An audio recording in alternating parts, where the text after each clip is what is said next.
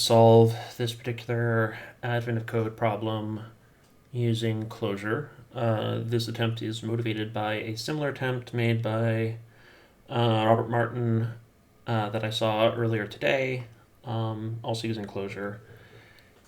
But it was using sort of his particular brand of development, which is, very test-driven, very, I think, still grounded in generally just kind of the Java that you would see in sort of his reference books for a lot of these things. And it's always seemed to me to be kind of a weird fit for Clojure in many ways. Certainly, it doesn't resemble how I've approached these sorts of problems myself. And so, my hope here is that I will be able to, by doing sort of the same problem in a different way and doing a side by side comparison, put kind of a finer point on exactly why this seems weird to me, or perhaps be, proven wrong in the process. But I want to go and just kind of, be able to consider both how I approach this and how he approached this, and have, two artifacts that are, able to be considered side by side.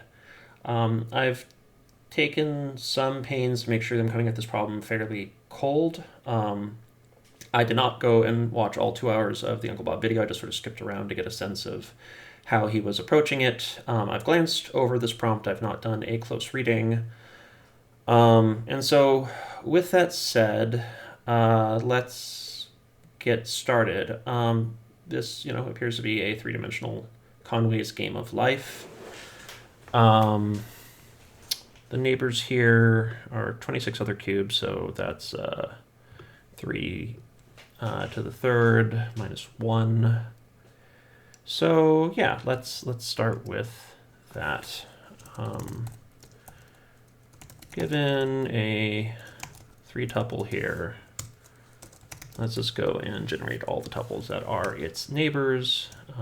So we'll just go and say range deckx is 2x. So we're just going and going over each of these in turn.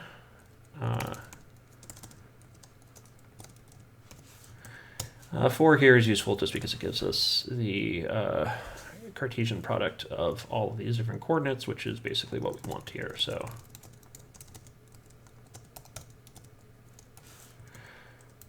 So then we go and we say x, y, z.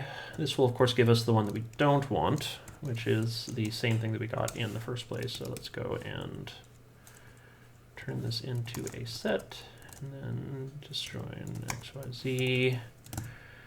So the expectation here is that if we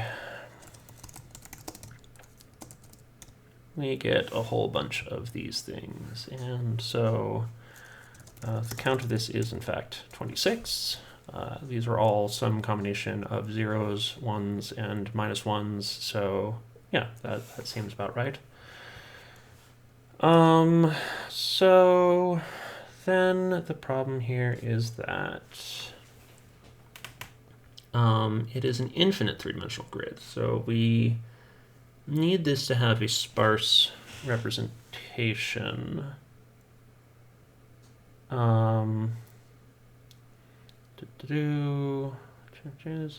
That's fine, that's fine. Okay, so we have a set of coordinates, so we'll call this next state.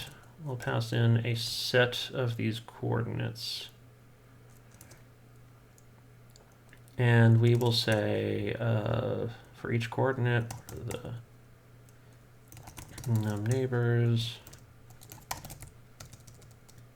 Let's just say active neighbors.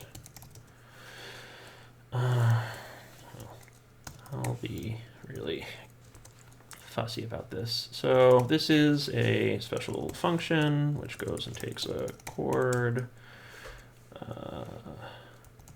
gets the neighbors for that chord, filters it down to these chords, and then count. So using that, we go and say, well, okay, so the things we need to consider are the direct neighborhoods of each of these coordinates. If it's not directly adjacent to at least one, obviously it's not going to change its state one way or another. Yeah, that's right. So we'll go and we'll take the chords. We'll go and mapcat the neighbors over it. There's going to be duplicates, so we turn it into a set. We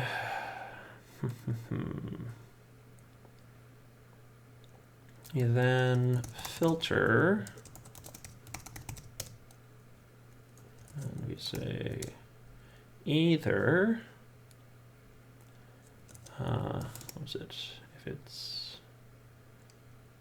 3 are active, becomes active. In either case, and it's 2 and it's already active, then it stays active. So if it's equal to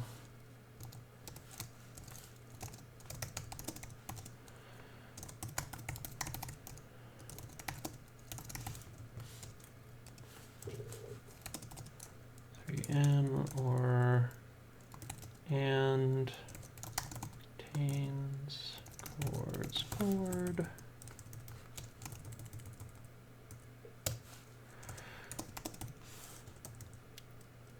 Okay.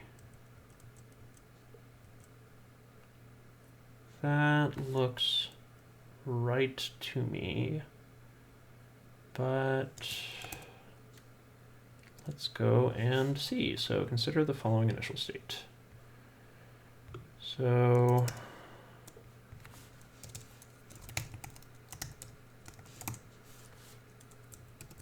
all right. So this is the initial state here.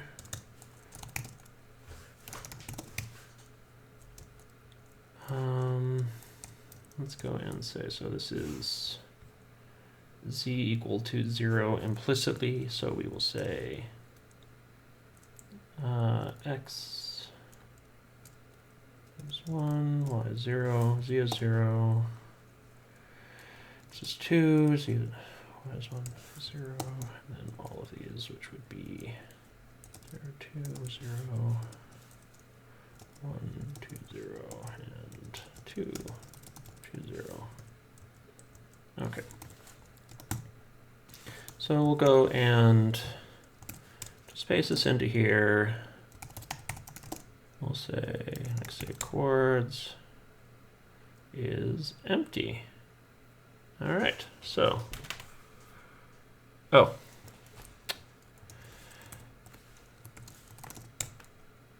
Much better. Okay, so let's actually go and prevent myself from doing that one again. Oops. So,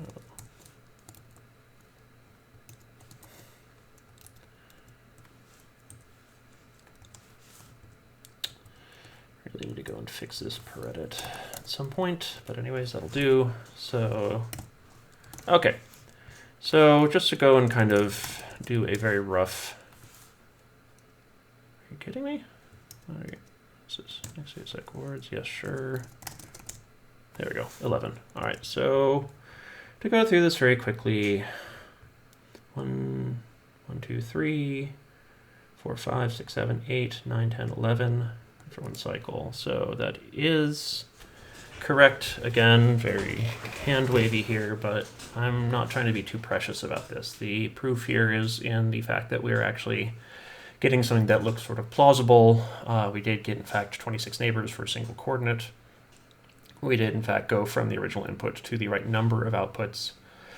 Everything else can be sort of verified once we start printing it out in the way that it wants us to, but broadly speaking, we have this sort of core logic here. Now we just have to go and actually be able to do the proper input and output. So,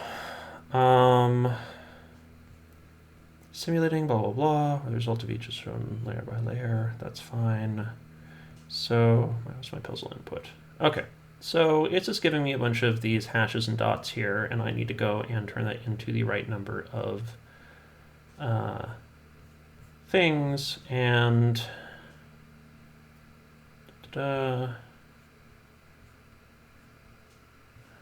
Okay.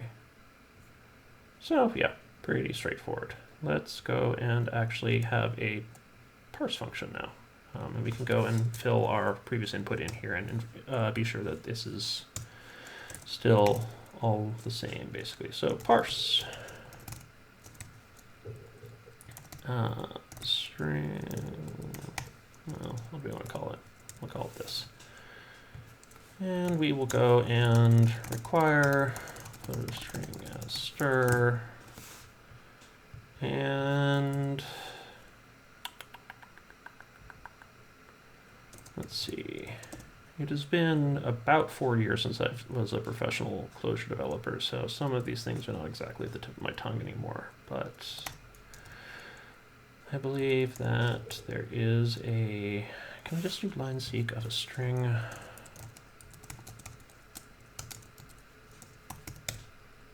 I cannot, I have to do an IO reader first. Okay, so Clojure as IO. Go, we say IO reader line seek.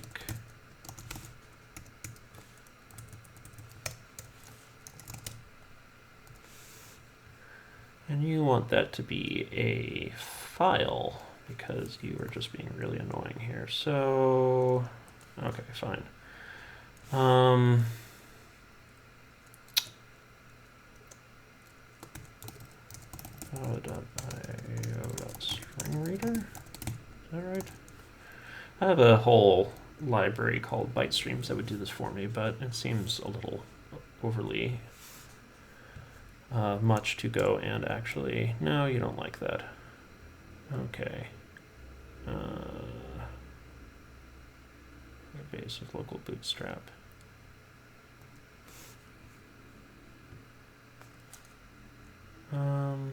Great. Okay. Fine.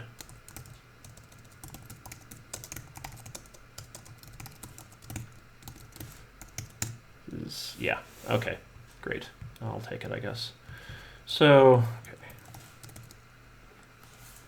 okay. We're going to go and have that line seek. We are going to then everything is presumed to be, since we're only looking for the number, it doesn't really matter what the exact coords are, but we can go and just kind of say, hey, let's go and map indexed. This whole thing, map indexed is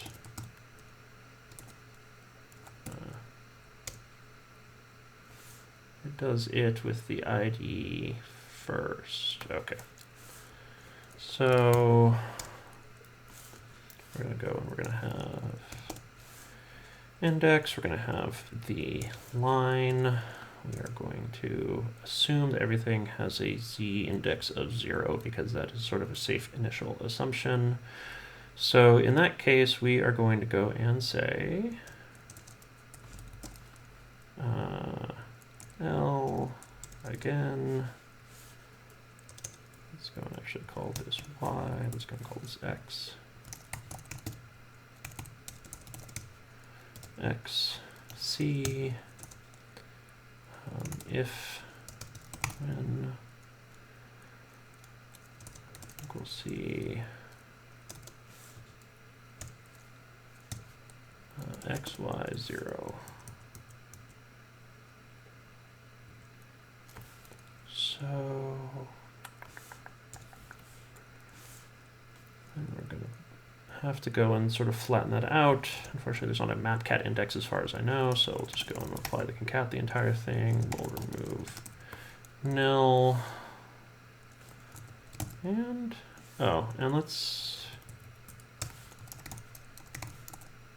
trim this because we don't really care about the white space, so that will make this input a little bit easier to go and deal with. So then we say parse, go and put this thing in here. And let's see. Yeah, 110, 210, 020, 1. Yep, okay, great. So that all lines up with what I parsed out of it. And that I think gives us all that we need to go and actually solve this problem now. So there's a bunch of these inputs and these outputs and everything like that, but the idea is basically we're saying after the full 6-cycle boot process completes, 6 cycles, so 20 cycles, we do this, okay. And we just say how many cubes are left in an active state. So in that case then, we go and we take this, and we go and we just say, this is our input. So that's fine. Parse input.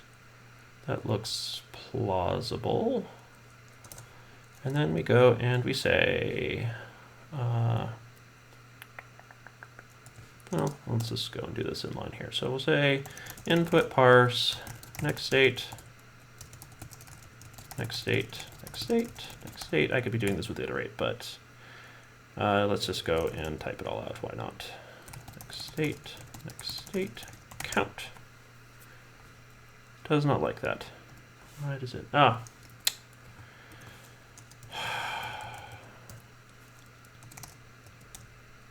Still doesn't like that. Okay. So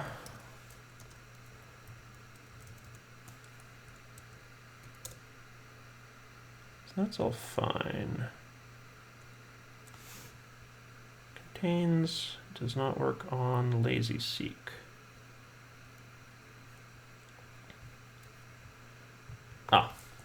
See, the problem here is that next state itself is not returning then a set because unlike Scala, which I've become increasingly used to, the collection type is not preserved. So let's go and be a little bit less aggressive here. That works. That also works. We have 310. We go and we put it in here. And voila. So that's it. I am going to see what's part 2 here. Okay. For some reason simulated with experimental actually has 4 dimensions. Great. So at every integer 4-dimensional coordinate that sense which is locked into inactive. 80 other cubes, blah, blah, blah, blah, blah. That's all fine. Okay, so we just need to go and then translate that to this. It's fine. So, okay, this should be pretty straightforward. Basically, we just go and we add in a W.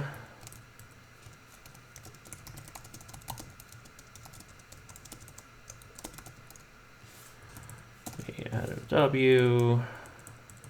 We added a W.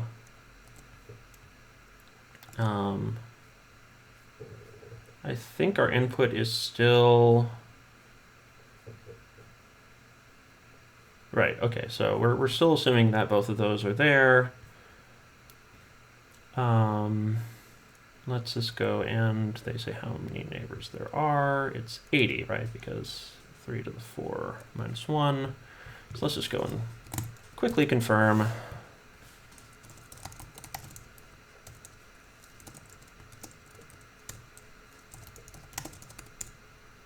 Perfect. Okay, so we have every reason to believe that this will just work now. Still the right number of neighbors, all that other sort of jazz, that's fine. So then we go and we say, okay, so this input still hasn't changed, so we just go and say, oh, right. We still need to go and have this be returning a 4 tuple, so we'll do that. We'll run it, we'll wait. It's going and doing all that stuff, which is that much more computationally expensive. Hopefully not impossibly so, but Who knows? Oh, there we go. 2056. Great. So that's it. I don't really know what the sort of conclusions will be out of all of this until I go and do an actual close viewing of the other video. But this, at the very least, is kind of an artifact of how I approach this problem. So